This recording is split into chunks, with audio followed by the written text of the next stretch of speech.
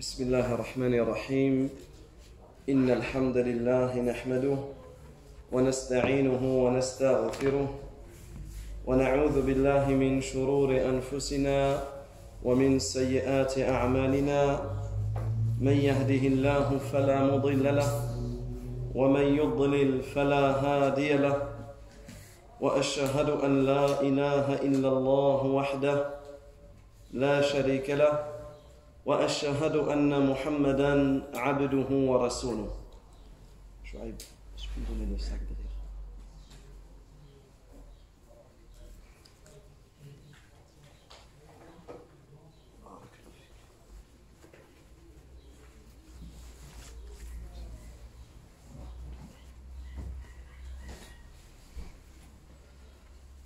اللهم لا علم لنا إلا ما علمتنا اللهم علمنا ما ينفعنا وزدنا علما وأصلح لنا شأننا كله ولا تكلنا إلى أنفسنا طرفة عين فالسلام عليكم ورحمة الله وبركاته.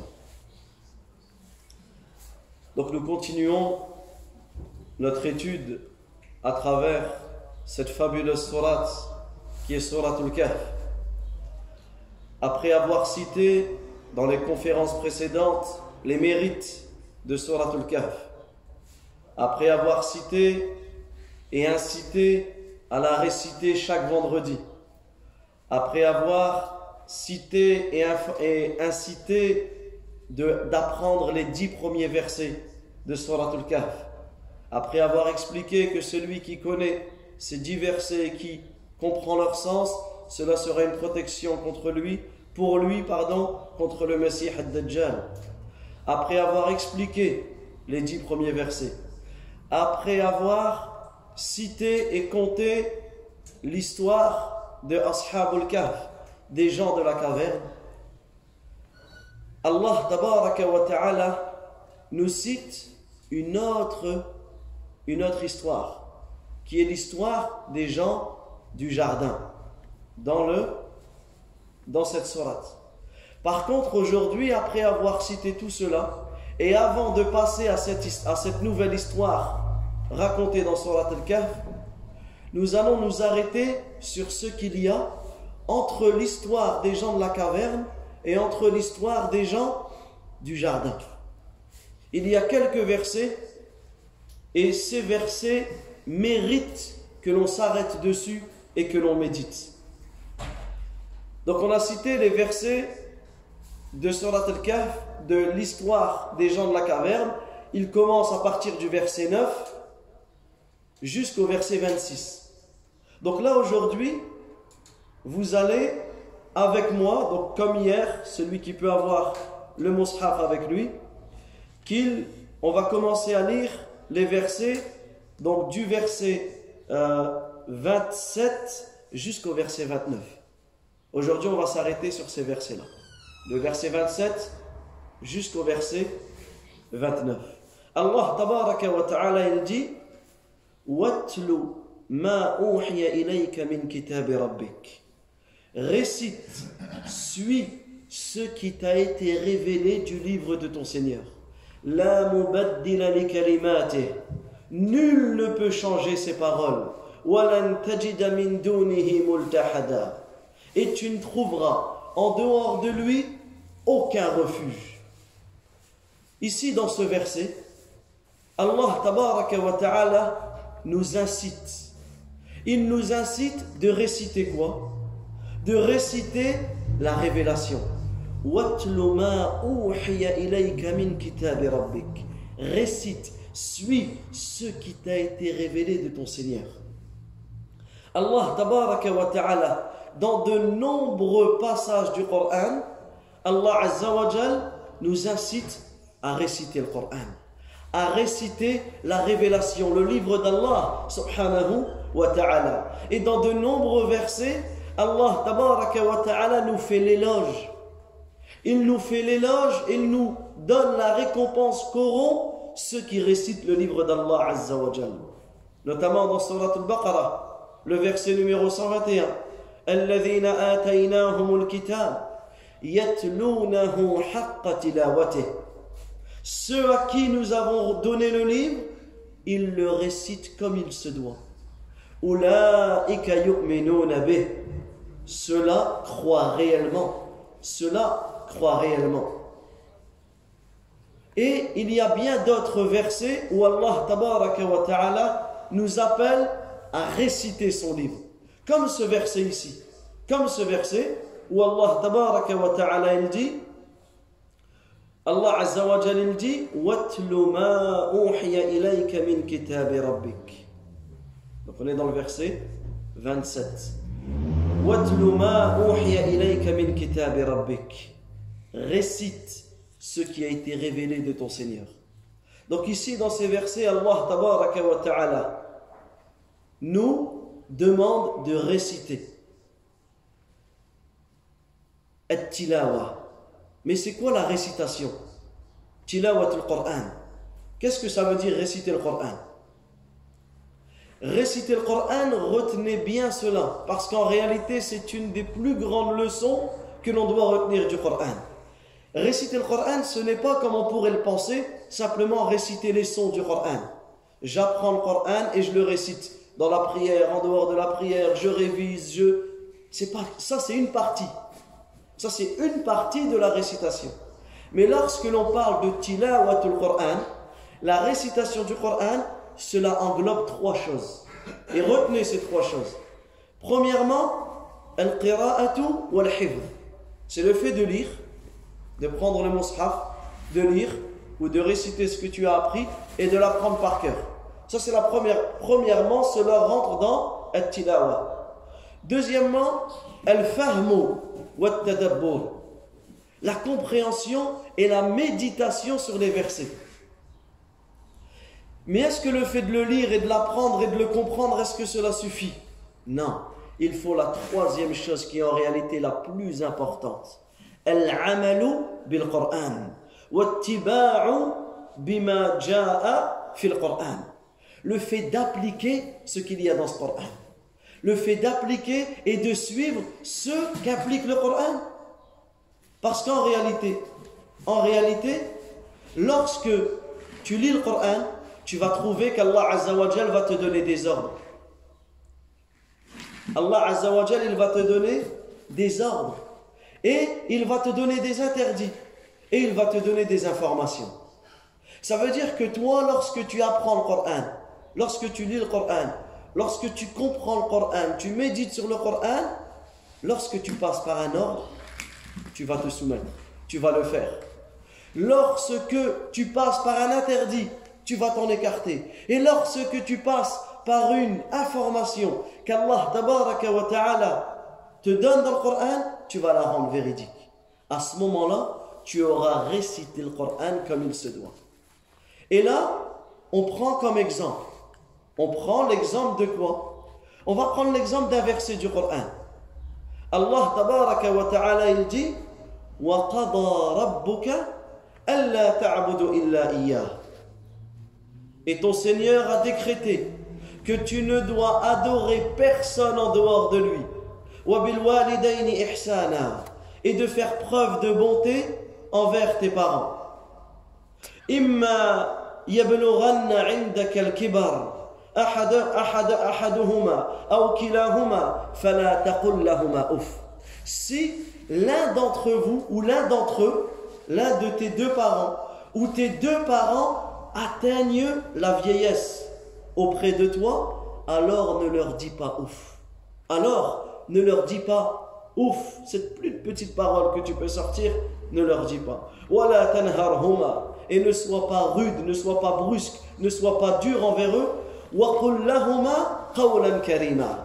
Et adresse-toi avec eux de la meilleure parole, de manière affectueuse. Donc on prend ce verset qui est venu dans la sourate numéro 17, sourate Isra. Lorsque tu récites ce verset, de la vraie récitation, tu récites ce verset comme on a dit avec les trois catégories de récitation.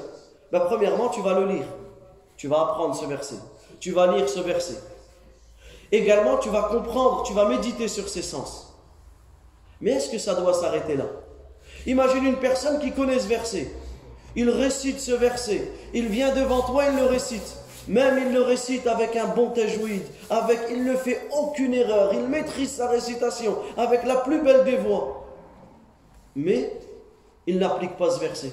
Il n'obéit pas à ses parents. Il se vexe lorsque ses parents le conseillent. Il leur répond. Il est brusque envers eux. Il est rude envers eux. En réalité, cette personne, elle n'aura rien récité. Elle n'aura pas récité ce verset comme il se doit. Parce que le fait de réciter ces versets, ce n'est pas simplement avec la langue. Et ce n'est pas simplement en méditant sur le sens, mais c'est en appliquant. En appliquant. Alors qu'une autre personne, prenons l'exemple d'une personne qui ne connaît pas ce verset. Peut-être il n'a jamais lu ce verset. Mais lui, il respecte ses parents. Mais lui, à aucun moment, il ne va être brusque envers ses parents. À aucun moment, il ne va répondre, ne serait-ce que de la plus petite parole envers ses parents. Est-ce que lui, il aura récité ce verset? Non. Parce qu'il aura appliqué ce verset. Et lorsque l'on regarde Yawm al-Qiyamah, le jour où nous serons présentés devant le Seigneur de l'univers, est-ce qu'Allah Azza wa Jal, il va nous châtier parce qu'on n'a pas lu ce verset ou parce qu'on ne connaît pas ce verset? Non. Parce qu'apprendre ce verset, ce n'est pas une obligation, c'est une sunna. Mais est-ce qu'Allah Azza wa Jal, il va te châtier parce que tu n'as pas appliqué ce verset? Oui. Parce que tu as désobéi à tes parents. Parce que tu as été mauvais, tu as été rude, tu as été dur, tu as été brusque, tu as de mauvaises paroles envers tes parents. Naam. Le prophète, alayhi salatu wa salam, qu'est-ce qu'il dit? La yadkhulul jannah qati'. N'entrera pas au paradis celui qui a coupé les liens de parenté. Et que dire de couper les liens de parenté envers ses parents? Donc ici, on retient cette leçon très importante que l'on peut tirer de ce verset, que l'on peut tirer de la parole d'Allah Azza wa Jal dans le verset 27. وَاتْلُ مَا أُوحِيَ إِلَيْكَ مِنْ كِتَابِ رَبِّكَ. Et récite, et suis, puisqu'ici, at-tilawa, dans la langue arabe, en réalité, c'est quoi? C'est le fait de suivre. C'est pour cela qu'Allah Azza wa Jal il dit وَالشَّمْسِ وَضُحَاهَا وَالْقَمَرِ إِذَا تَلَاهَا. Allah Azza wa Jal il jure par le shams, par le soleil, par la matinée. Et Allah Azza wa Jal il jure par ce qu'il veut. Mais nous ne devons jurer que par Allah tabaraka wa ta'ala. Ensuite Allah Azza wa Jal il jure par la lune.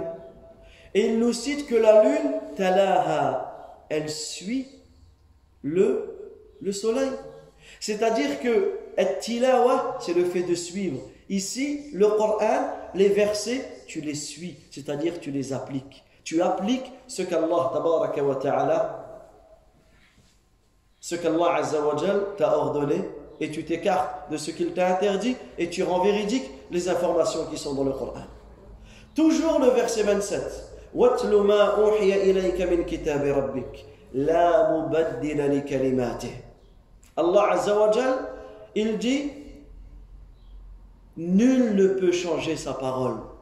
Ici, nous tirons de cette partie du verset la place du Coran, la valeur élevée du Coran. C'est un livre qui est infalsifiable. Ce Coran, il est préservé, il est protégé par Allah tabaraka wa ta'ala. Écoutez ce qu'Allah Azza wa Jal dit dans la sourate numéro 15, le verset 9. Inna nahnu nazzalna dhikr wa inna lahu lahafidhun. C'est nous qui révélons le Coran et c'est nous qui le préserverons. C'est nous qui le préservons. C'est qui nous ici? C'est nous qui révélons le Coran et c'est nous qui le préservons. C'est qui nous? Allah. C'est Allah tabaraka wa ta'ala. Parce que le nous dans la langue arabe, il revient à deux choses. Premièrement, au pluriel, comme en français. Nous sommes dans la mosquée. Nahnu fil masjid. C'est un pluriel. Mais le deuxième cas, toujours comme en français, il revient au singulier qui est vénéré. Regardez en français, lorsqu'un roi, une personne de haute importance, elle va parler, elle va parler nous. Nous avons décrété ceci alors qu'il est tout seul. C'est le roi, c'est le qadi, etc. Allah tabaraka wa ta'ala, lorsqu'il utilise nous, il ne faut pas penser, comme certains peuvent le penser, c'est Allah et les anges. Non. Les anges ne décrètent rien. Les prophètes ne décrètent rien. C'est Allah tabaraka wa ta'ala qui a révélé et qui décrète et qui juge, subhanahu wa ta'ala. Donc lorsque tu entends nous dans le Coran, cela revient à Allah tabaraka wa ta'ala. Alors ici, Allah azza wa jalla nous informe d'une chose capitale dans ce verset. C'est que le Coran est infalsifiable. Subhanallah. Et ça, c'est une grande leçon. Une énorme leçon. Regarde aujourd'hui. Ce que tu récites ici en France, c'est exactement le même Coran que tu récites en Chine. Et c'est exactement le même Coran que tu récites au Brésil, en Asie, en Afrique. Peu importe où tu te trouves dans les 4 coins du monde, on récite le même Coran. La même chose. Le Coran que tu récites aujourd'hui, en 2021, 1442, ce Coran que nous récitons, il y a plus de 1000 ans, c'est exactement le même Coran qui était récité. Il y a plus de 14 siècles, c'est exactement les mêmes versets, les mêmes sourates, les mêmes règles qui ont été récitées. Regardez, subhanallah al-azim. Et ça, dans cela, il y a une grande leçon. Le fait qu'Allah azza wa jalla a placé ce Coran à une valeur noble. Ensuite, Allah tabaraka wa ta'ala, toujours dans le verset 27, وَلَن تَجِدَ مِن دُونِهِ مُلْتَحَدًا. Et tu ne trouveras en dehors de lui aucun refuge. Subhanallah. Allah azza wa jalla, il a terminé le verset 27 comme cela. Et tu ne trouveras en dehors de lui aucun refuge. Mais qu'est-ce qu'il nous a demandé au début du verset? Il nous a incité à réciter le Coran. Ça veut dire que celui qui ne récite pas le Coran comme il se doit, celui qui n'applique pas le Coran, il ne trouvera en dehors d'Allah Azza wa Jal aucun secours, aucun refuge. Celui qui se détourne du Coran, où il va trouver la guidée? Où il va trouver la préservation? Où il va trouver le refuge et le secours? Où il va trouver le succès et le bonheur dans cette vie et dans l'au-delà? Nulle part, parce que cela se trouve dans le Coran. Tu peux chercher refuge et secours qu'auprès d'Allah tabaraka wa ta'ala. Et là, on tire une grande leçon. C'est quoi? C'est que le succès, le bonheur dans cette vie et dans l'au-delà, il est avec l'attachement de la religion. Et on a dit, ce verset, il vient juste après l'histoire des jeunes de la caverne. C'est exactement comme ça qu'ils ont récolté le succès. Ils se sont accrochés à leur dîn, accrochés à leur religion, et Allah tabaraka wa ta'ala les a préservés des troubles. Et là on voit que Surat al-Kahf, d'une manière générale, c'est une préservation contre tous les troubles, et notamment contre le Messie ad-Dajjal. Et le fait d'appliquer, de suivre la religion, d'appliquer le Coran et la Sunna, tu vas trouver en cela une préservation contre les troubles. Venez avec moi à présent au verset 28. Ce verset magnifique. Où Allah tabaraka wa ta'ala il dit وَاصْبِرْ نَفْسَكَ مَعَ الَّذِينَ يَدْعُونَ رَبَّهُمْ بِالْغَدَاةِ وَالْعَشِيِّ يُرِيدُونَ وَجْهَهُ. Allahu Akbar. Wasbir nafsak. Et reste, endure, patiente. Reste avec qui? Avec ceux qui invoquent leur Seigneur matin et soir. Reste avec eux, avec ceux qui invoquent leur Seigneur matin et soir. Yuriduna wajhah. Ils veulent par cela que la face d'Allah Azza wa Jalla, l'agrément, la satisfaction d'Allah tabaraka wa ta'ala. Ce verset, il y a une cause. Il y a une cause de la révélation de ce verset. C'est que les Quraysh, lorsqu'ils avaient des réunions, des assemblées avec le prophète, alayhi salatu wassalam, et qu'il y avait les compagnons, et que parmi les compagnons, il y avait des pauvres, parmi les compagnons, il y avait des esclaves. Qu'est-ce qu'ils ont dit au prophète, alayhi salatu wassalam? Écarte-nous les pauvres. Ils n'ont rien à faire avec nous dans nos assises. Ces esclaves-là, ils n'ont rien à faire avec nous dans nos assises. Écoutez ce qu'Allah Azza wa Jalla a révélé. وَاصْبِرْ نَفْسَكَ مَعَ الَّذِينَ يَدْعُونَ رَبَّهُمْ بِالْغَدَاةِ وَالْعَشِيِّ يُرِيدُونَ وَجْهَهُ. Et reste, endure, patiente avec ceux qui invoquent leur Seigneur, matin et soir, en désirant seulement la face d'Allah tabaraka wa ta'ala. Ici, Allah Azza wa Jalla a ordonné au prophète sallallahu alayhi wa sallam de rester avec qui? Avec ceux qui appliquent la religion. avec ceux qui invoquent, et ici, avec ceux qui prient, matin et soir. C'est quoi comme prière? C'est le Fajr et c'est l'Asr. Ici, c'est le Fajr et c'est l'Asr. Parce que celui qui prie ces deux prières, celui qui s'accroche, qui préserve ces deux prières, automatiquement il va préserver le reste. Et subhanallah, regarde la personne qui est assidue ne serait-ce qu'au Fajr.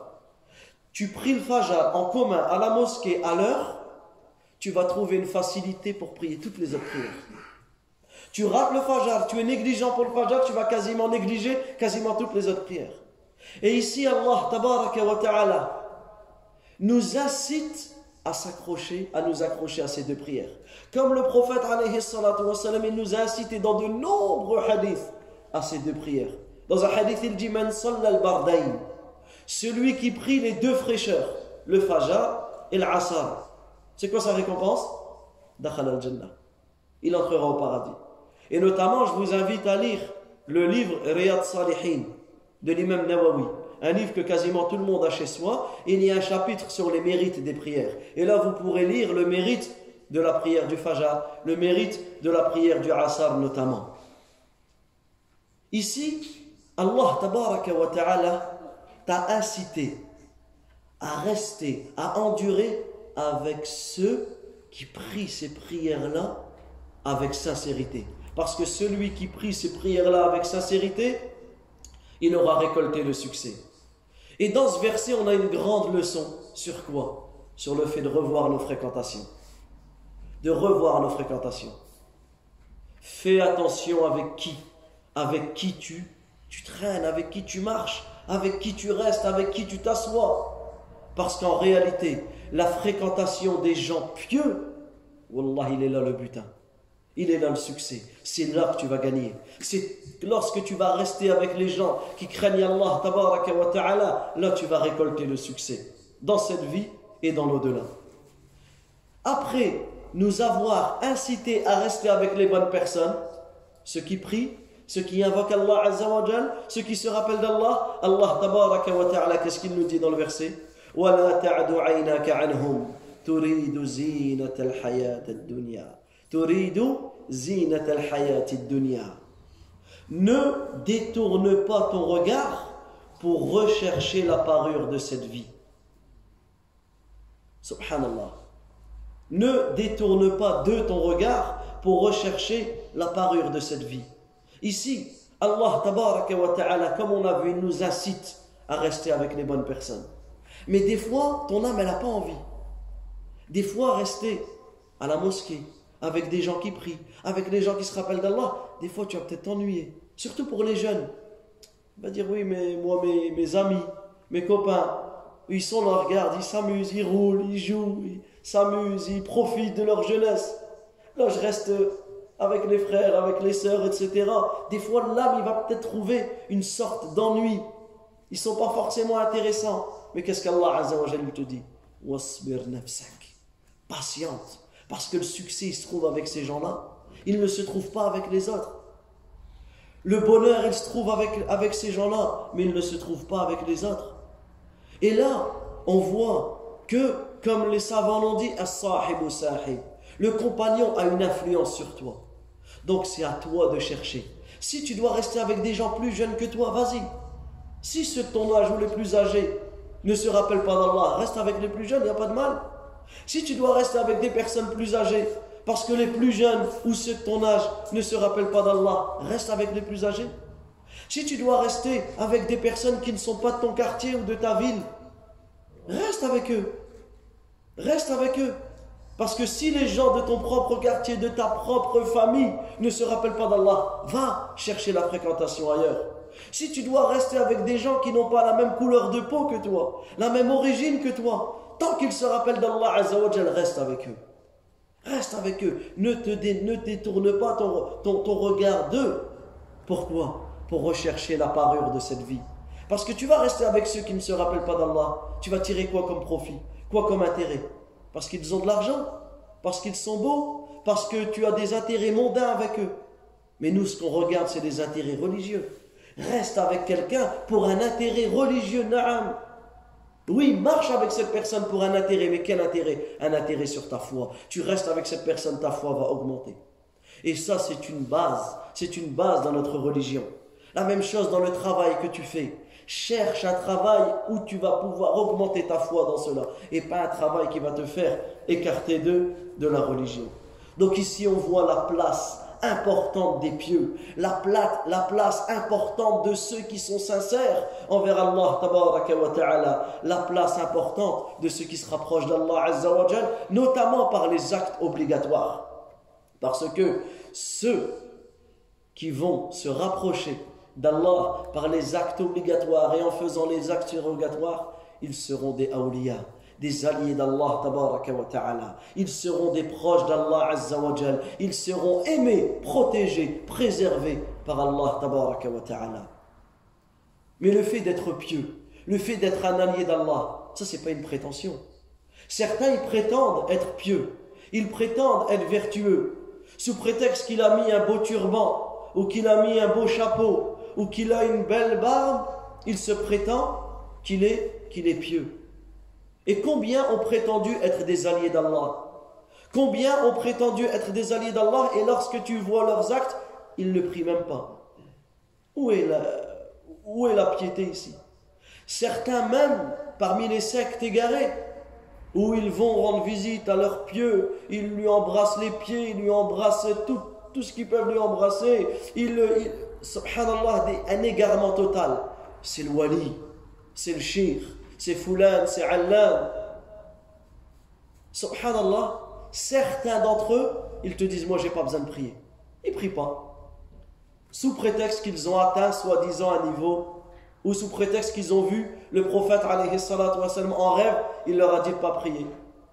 Alors il dit, je ne prie plus. Ça c'est de l'égarement, c'est le shaitan que tu as vu en rêve. Certains ont même dit, quand tu lis dans certains des livres, subhanallah, tu trouves des choses étranges. Certains ils disent, moi je ne fais pas le tawaf. Ils disent parce que je suis tellement pieux, je suis tellement rapproché d'Allah que c'est la Kaaba qui doit tourner autour de moi. Alors certains ils leur ont dit, dans ce cas-là, quand la Kaaba elle tourne autour de toi, nous quand on prie, on doit prier en quelle direction? Ils ont dit à deux avis.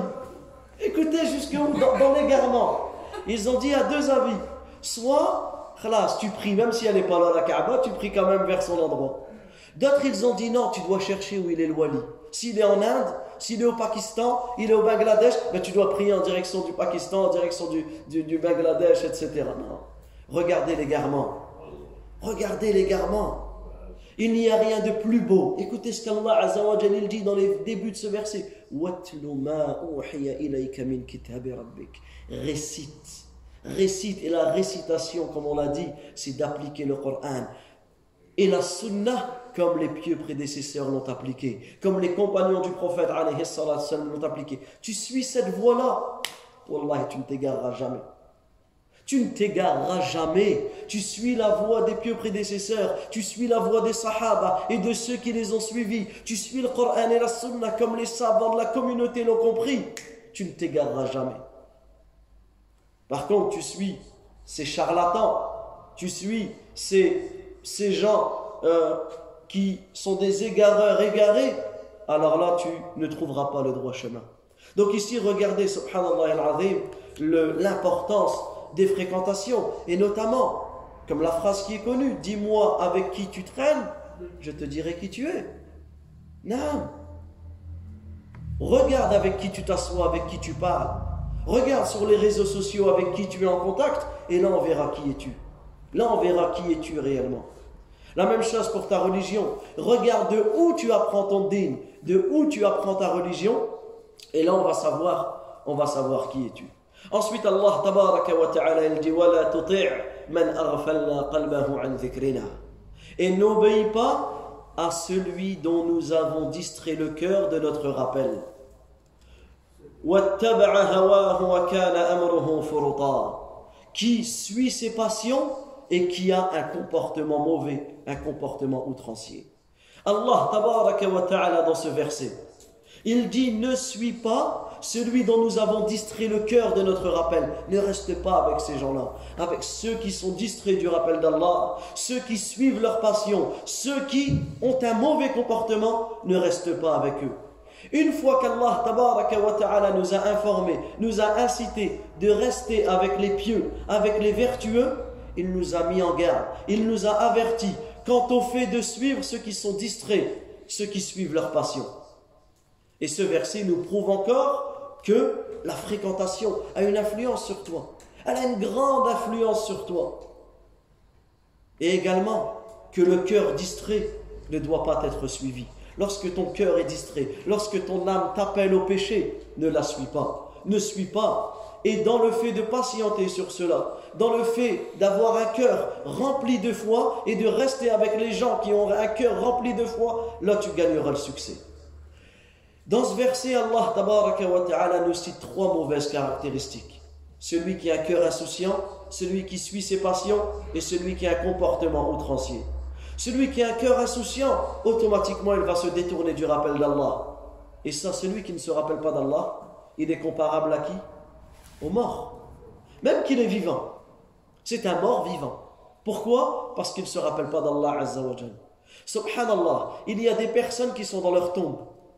Il y a des personnes qui sont dans leur tombe depuis des siècles et des siècles. Jusqu'à aujourd'hui, la hasanat, elle continue à perdurer. Il est mort, ça fait des siècles, mais il a laissé du khayr. Il a laissé l'ilm, la science, il a laissé des sadaqa jariya, il a laissé des descendances qui invoquent pour lui. Lui, il est mort, ses hasanat, elles continuent. Tu en as, ils sont vivants, en bonne santé, ils ne rentrent aucune hasanat dans la journée. Regardez là, la perte.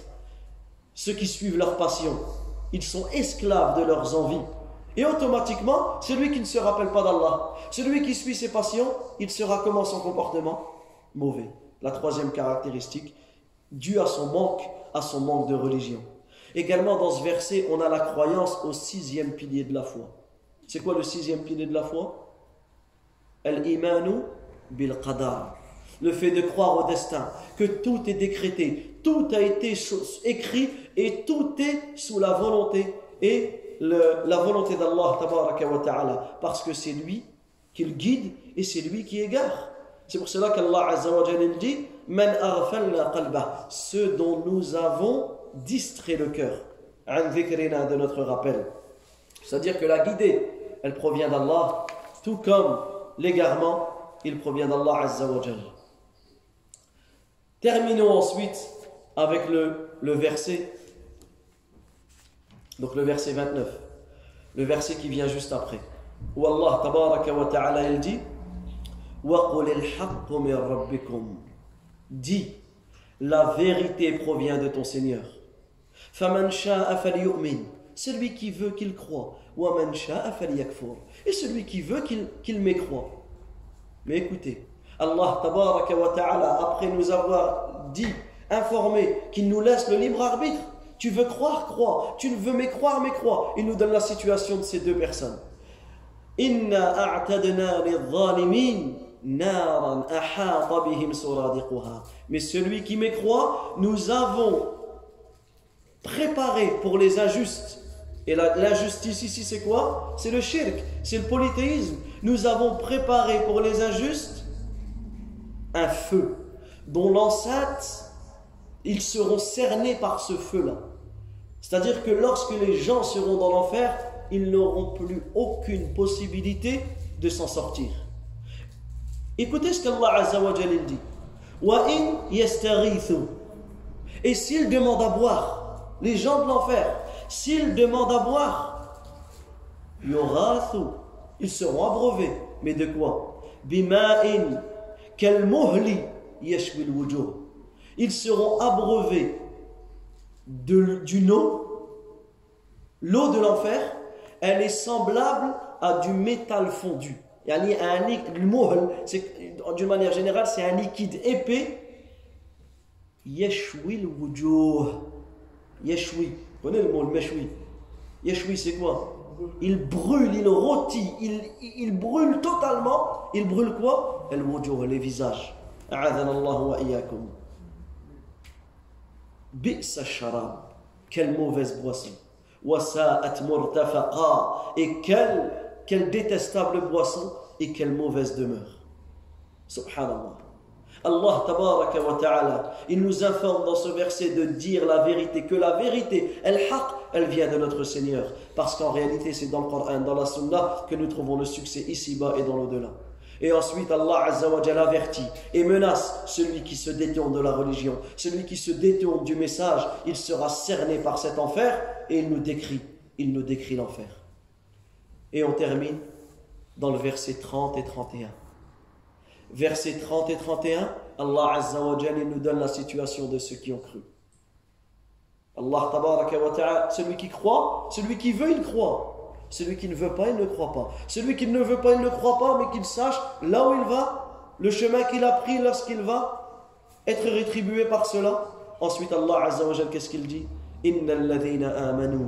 Certes ceux qui ont cru, wa amilu salihat, et qui ont fait de bonnes œuvres, inna la nudi'u ajra man ahsana amala. Nous ne laisserons jamais perdre la récompense de ceux qui ont fait le bien. Ulaika lahum jannat adnin tajri min tahtihim al-anhar. Voilà les gens qui auront, voilà ce qui est réservé pour eux, des jardins sur lesquels coulent les ruisseaux. Yuhallawna fiha min asawira min dhahab wa yalbasuna thiyaban khudra min sundus wa istabraq.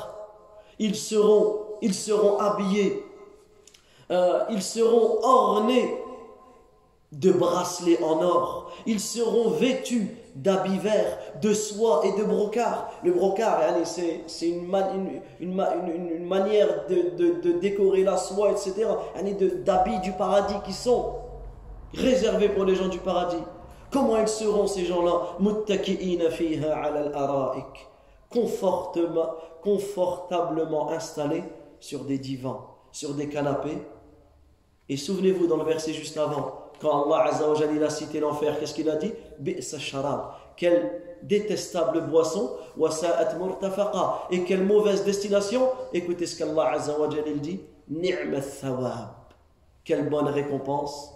Wa hasunat murtafaqa. Et quelle belle demeure. Et après ces versets, Allah tabaraka wa ta'ala nous cite l'histoire de ces deux hommes. Et cette histoire, Inch'Allah, nous la verrons dans un cours prochain. Wallahu ta'ala a'lam. Donc j'ai un cadeau. Tu avais bien répondu hier à la réponse? Oui. Viens chercher ton cadeau, viens. Il est où? Il est là, regarde. Tu as un livre pour apprendre à faire la prière. Et là, tu as un petit cadeau à l'intérieur. Tu diras à ton papa, il t'achètera un jouet, Inch'Allah. D'accord? Ouais. T'es content? Oui. Tu dis Jazakallahu. Dis Jazaka. Jazaka Allahu Allahu khayra. khayra. Wa Jazakallahu khayra. Ahsant. Et j'ai un deuxième cadeau. Un deuxième? Mais c'est pour quelqu'un d'autre. Ça, si tu réponds bien, oui. J'ai un deuxième cadeau ici. Pour celui qui peut me citer que ce que veut dire at-tilawa, réciter le Coran. On avait expliqué 3 choses. Vous vous souvenez? Lire. Alors, réciter, ça englobe 3 choses. Lire et apprendre, c'est une. Zid. Comprendre et méditer, c'est 2. Et l'appliquer. Ahsan Allahu ilayk. Tfaddal. Khudh le kitab. Tfaddal. Donc c'est un livre magnifique. Durus muhimma li ammat al-umma. Les leçons importantes pour la communauté de Cheikh Ibn Baz. Rahmatullahi alayhi. Wallahu ta'ala a'lam. Wa sallallahu wa sallam ala nabiyyina Muhammad wa ala alihi wa sahbihi ajma'in. Wa barakallahu fikum.